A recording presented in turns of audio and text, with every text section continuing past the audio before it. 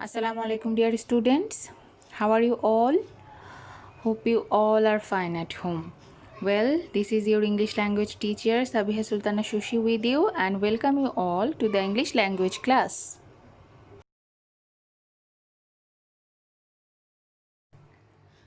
Today, our topic is capitalization and punctuation, and this is the second lecture of this topic. So, let's get started.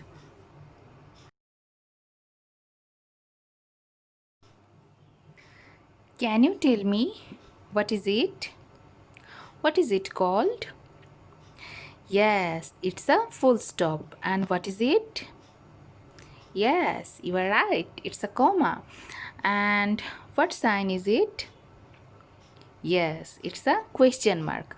So today we will learn about the uses of full stop, comma, and question mark. So let's start.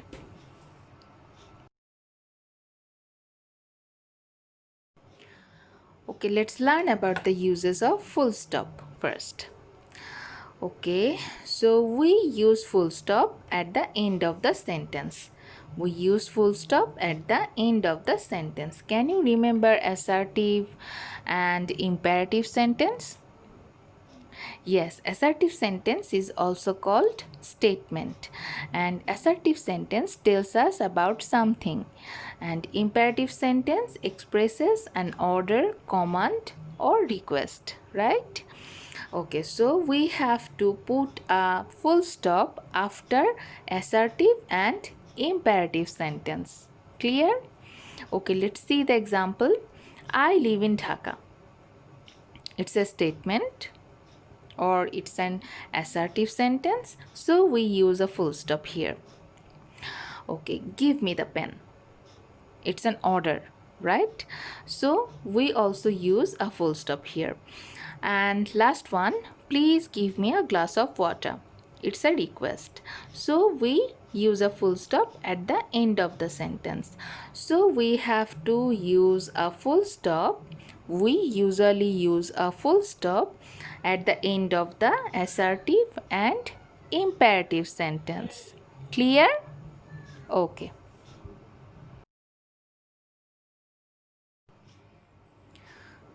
We also use full stop for abbreviated words.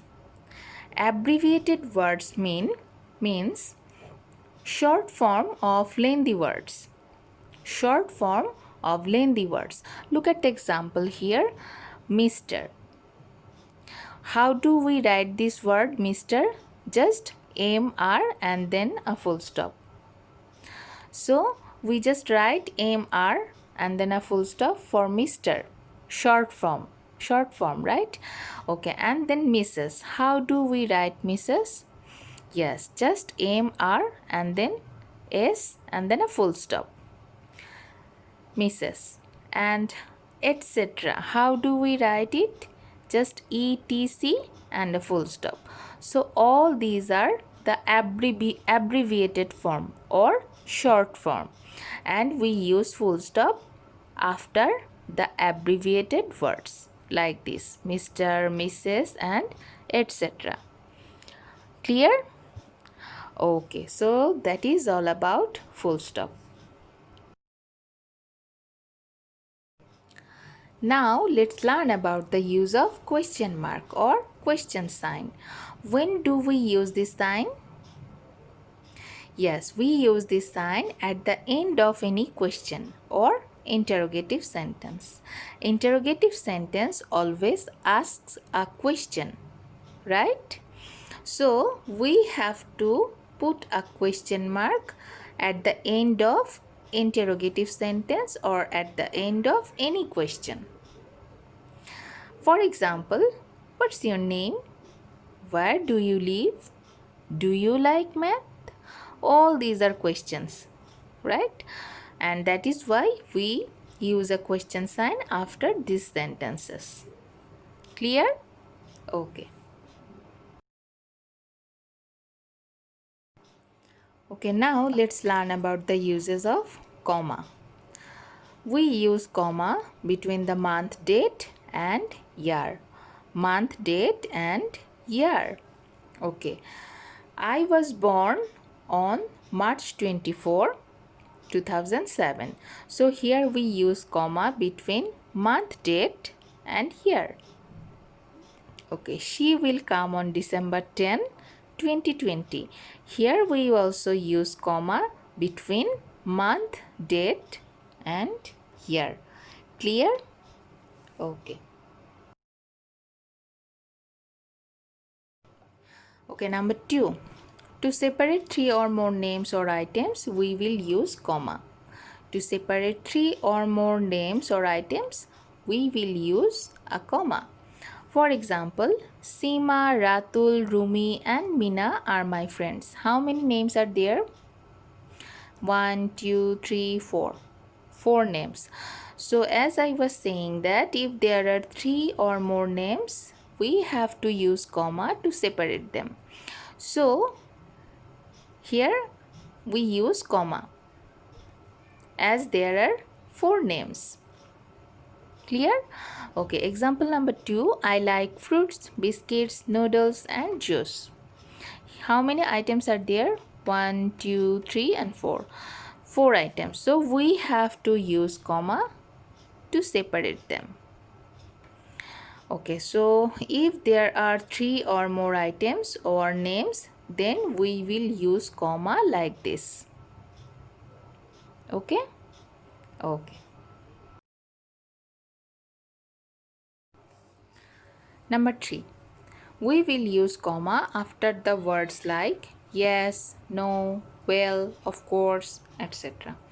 So if there are words like yes, no, well or of course in a sentence, then we have to put a comma after these words. Okay? For example, yes, I will go. Here we put a comma after the word yes. Okay. Number 2, no, I don't want this. Here we also put a comma after the word no. And number 3, of course, I will come to your birthday party. Here we also use a comma after the word of course. So if there are the words like yes, no or of course at the beginning of the sentence, then we have to use a comma after these words. Okay? Okay. Lastly, number 4. If a sentence begins with name, then we have to put a comma after the name. If a sentence begins with a name, then we have to put a comma after the name. For example, Rumi, you are looking nice. Rupam, come here. So, we use a comma after the name Rumi and Rupam. Okay, so if a sentence begins with a name like this, we have to put a comma after the name. Okay? Okay. So, my dear students, what have we learned today?